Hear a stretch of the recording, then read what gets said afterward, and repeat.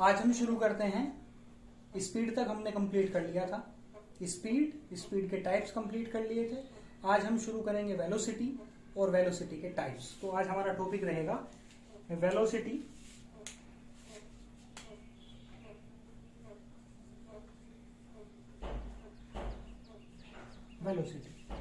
लेकिन velocity complete करने से पहले मैं दो टर्म आपको क्लियर करना चाहूंगा, एक डिस्टेंस और दूसरा डिस्प्लेसमेंट।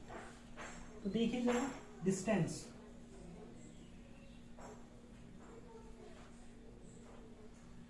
मान लीजिए ये एक सर्कल है, इस पे ए पॉइंट यहां है, बी पॉइंट यहां है। एक बॉडी यहां से मूव करना ऐसा शुरू करती है और दोबारा इस ए पॉइंट पे ही आके खड़ी हो जाती है। तो उसने कितनी डिस्टेंस ट्रेवल्ड करी? तो अगर मैथमेटिकली हम निकाल लें तो सरकमफ्रेंस ऑफ द सर्किल यानी कि 2 पाई आर, ये क्या हो गई हमारी डिस्टेंस। और अगर डिस्प्लेसमेंट की बात करें तो ये होगा 0। क्यों? डिस्प्लेसमेंट का मतलब है अपनी पोजीशन से कितना डिस्प्लेस। तो ये यहां था, यहां से आके यही खड़ा हो गया, तो डिस्प्लेस हुआ ही कहां? एक एग्जांपल से और समझते हैं। एक बॉडी यहां से चल करके इस पॉइंट पे आ जाती है, तो उसने कितनी डिस्टेंस ट्रेवल्ड करी? डिस्टेंस 2 पाई आर पूरी डिवाइडेड बाय 2 यानी कि पाई आर, और डिस्प्लेसमेंट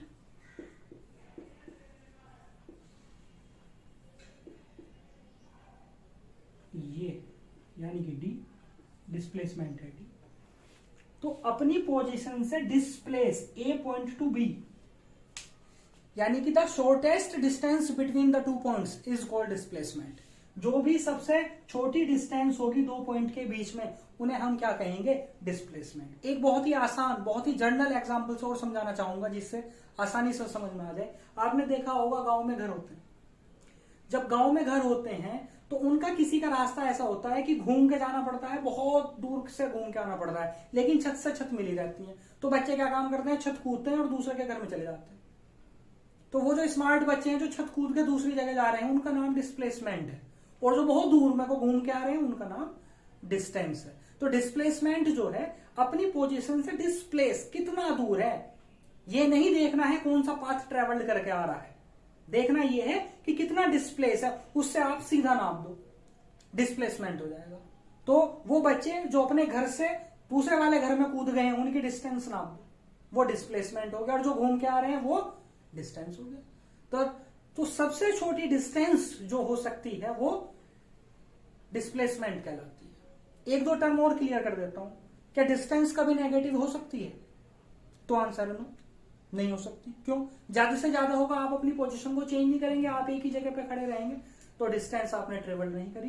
तो डिस्टेंस कभी भी नेगेटिव नहीं हो सकती। छोटी से छोटी कितनी हो सकती है? 0। क्या डिस्प्लेसमेंट नेगेटिव हो सकता है? तो आंसर है यस, डिस्प्लेसमेंट नेगेटिव हो सकता है। कैसे? जैसे मैं अभी यहां खड़ा हूं और मैं यहां पे आके खड़ा हो जाऊं, 2 कदम आगे आके खड़ा हो जाऊं, तो मेरी डिस्टेंस और डिस्प्लेसमेंट कैसी रहेगी? यहां सेम। तो एक टर्म यहां से भी क्लियर होती है कि क्या डिस्टेंस और डिस्प्लेसमेंट कभी सेम हो सकते हैं? तो आंसर है यस। अगर बॉडी यूनिफॉर्म मोशन कर रही हो इन ए स्ट्रेट लाइन, या यूनिफॉर्म मोशन ना भी कर रही हो, अगर बॉडी जो है स्ट्रेट लाइन में मोशन कर रही हो, तो वहां पे डिस्टेंस और डिस्प्लेसमेंट कैसे हो जाएंगे? सेम हो जाएंगे। अब मैं दोबारा अपनी पोजीशन पे यहां पे आके खड़ा हो गया हूं, तो मेरा डिस्प्लेसमेंट कितना है? तो आंसर, अगर मैंने 1 मीटर आगे और 1 मीटर पीछे चला हूं मैं, तो 2 मीटर मेरी क्या हो गई? डिस्टेंस। और डिस्प्लेसमेंट, तो इस समय मेरा डिस्प्लेसमेंट 0 है। तो अब मैं 1 कदम पीछे आके खड़ा हो जाता हूं, तो यहां मेरी डिस्टेंस कितनी है? तो आंसर है 3 मीटर। 1 मीटर आगे, 1 मीटर पीछे, फिर 1 मीटर पीछे। तो डिस्टेंस मैंने कितनी ट्रेवल कर ली? 3 मीटर। और डिस्प्लेसमेंट तो 1 मीटर नहीं कह सकते, क्योंकि 1 मीटर डिस्प्लेसमेंट तो आगे वाला हो गया था। तो इसको अभी मैं जहां था उसके पीछे खड़ा हूं, तो मैं माइनस का साइन लगा के 1 मीटर कह दूंगा। तो हाँ, डिस्प्लेसमेंट नेगेटिव हो सकता है, डिस्टेंस कभी भी नेगेटिव नहीं हो सकती। इसी वजह से डिस्टेंस एक स्केलर क्वांटिटी है और डिस्प्लेसमेंट एक वेक्टर क्वांटिटी है।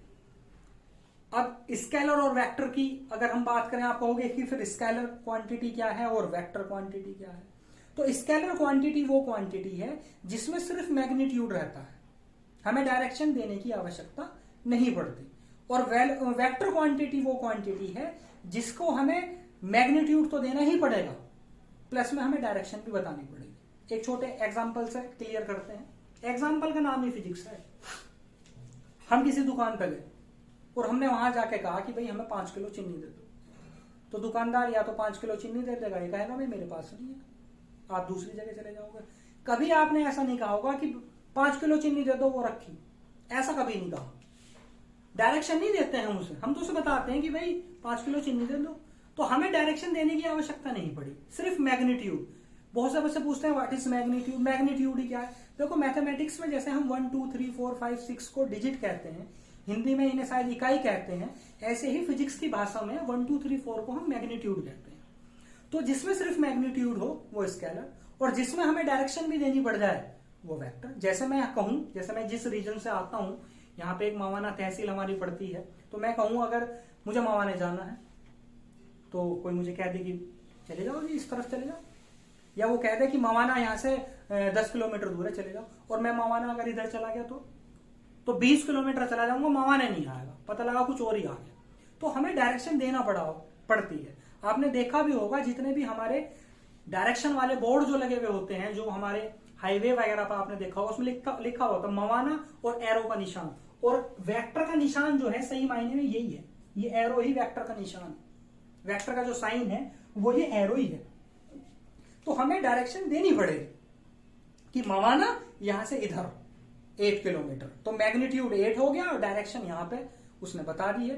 तो ये हो गई हमारी वेक्टर क्वांटिटी। तो स्केलर क्वांटिटी वो क्वांटिटी जिसमें खाली मैग्नीट्यूड, वेक्टर क्वांटिटी वो क्वांटिटी जिसमें डायरेक्शन प्लस मैग्नीट्यूड दोनों। तो वेलोसिटी, डिस्प्लेसमेंट ये एक वेक्टर क्वांटिटी है, स्पीड एक स्केलर क्वांटिटी है, मास एक स्केलर क्वांटिटी है। तो आज जो हम अपनी क्वांटिटी शुरू करेंगे वेलोसिटी, वो एक वेक्टर क्वांटिटी है, और उसको अब हम शुरू करते हैं। उससे पहले ये टर्मिनोलॉजी, ये सारा कॉन्सेप्ट हमें जानना जरूरी था, तभी हमें वेलोसिटी समझ आएगी। तो देखिए जरा,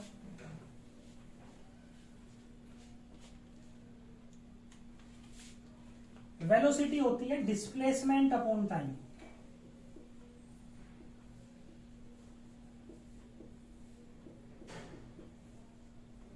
डिस्प्लेसमेंट अपॉन टाइम, वेलोसिटी। अगर इसकी डेफिनेशन की हम बात करें तो हम लिख सकते हैं it is the ratio of displacement and time is called velocity. ये बड़ी आसान डेफिनेशन हो जाएगी वेलोसिटी की।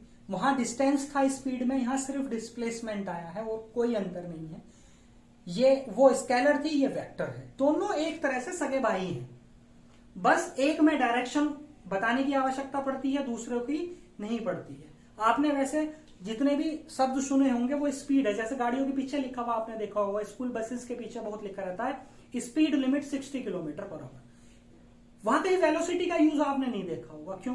क्योंकि गाड़ी जो बस हमारी जा रही है, या जो हम अपनी गाड़ियों को यूज करते हैं, वो एक पर्टिकुलर डायरेक्शन में रन नहीं करती, वो सभी डायरेक्शन में रन करती है। तो हम जो शब्द यूज करते हैं वो स्पीड है, वेलोसिटी हम यूज नहीं करते। वेलोसिटी यूज हम करते हैं इन रॉकेट के केस में, जब हम रॉकेट छोड़ते हैं तो वहां हम जो है वेलोसिटी लिखते हैं कि इस वेलोसिटी के साथ में जो रॉकेट है वो जैसे मार्स हुआ या मून हुआ, उसकी जो ऑर्बिट है उसमें एंटर्ड कर गया है। क्यों? क्योंकि उनकी एक निश्चित डायरेक्शन है जाने की, वो दूसरी डायरेक्शन में जाएंगे ही नहीं, वो छोड़े ही पर्टिकुलर डायरेक्शन में गए हैं। तो वो वेलोसिटी के शब्द को जो है हम वहां पर यूज करते हैं। हम अपनी रोजमर्रा की जो जिंदगी में यूज करते हैं वहां शब्द हम स्पीड यूज करते हैं। क्यों करते हैं वो अभी मैंने आपको क्लियर किया।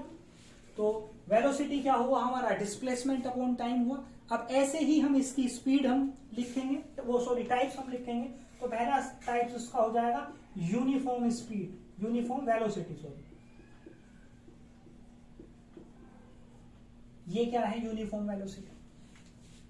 बिल्कुल same, when a body covers equal displacement in equal interval of time is called uniform velocity. लिख देते हैं।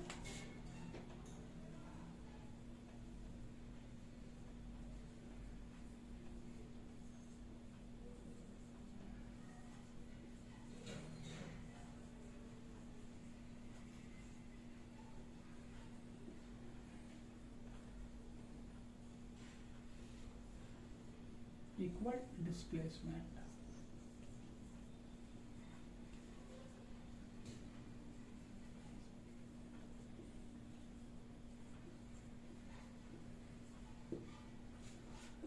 When a body covers equal displacement in equal interval of time is called uniform velocity. Next,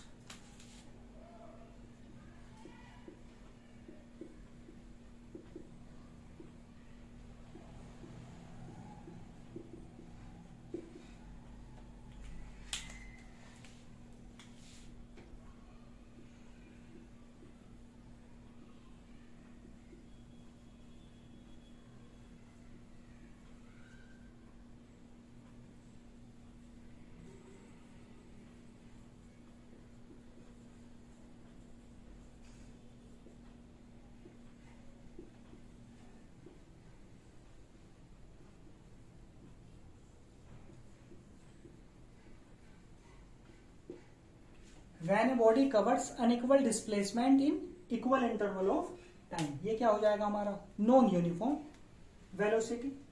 इसके बाद जो types आता है इसका वो होता है एवरेज वेलोसिटी,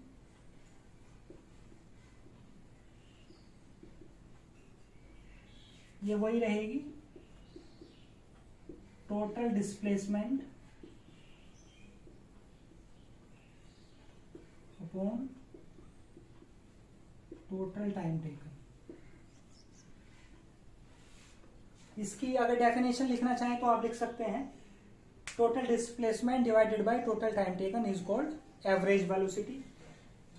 लास्ट जो हमारी रहती है वो रहती है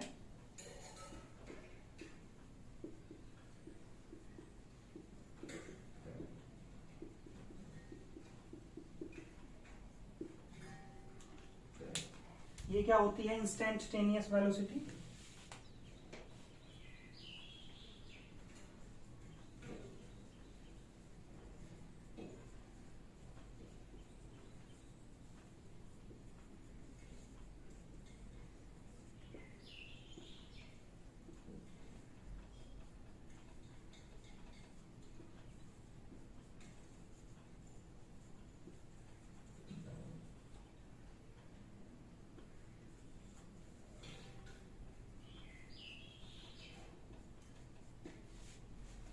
यानी कि एट एनी इंस्टेंट और a particular time the velocity is called instantaneous velocity. बिल्कुल सेम स्पीड ही है, जहां जहां आपने डिस्टेंस लिखा था वहां वहां आप डिस्प्लेसमेंट कर दीजिए और आपको पूरे टाइप्स जो है लर्न भी हो जाएंगे और क्लियर भी हो जाएंगे।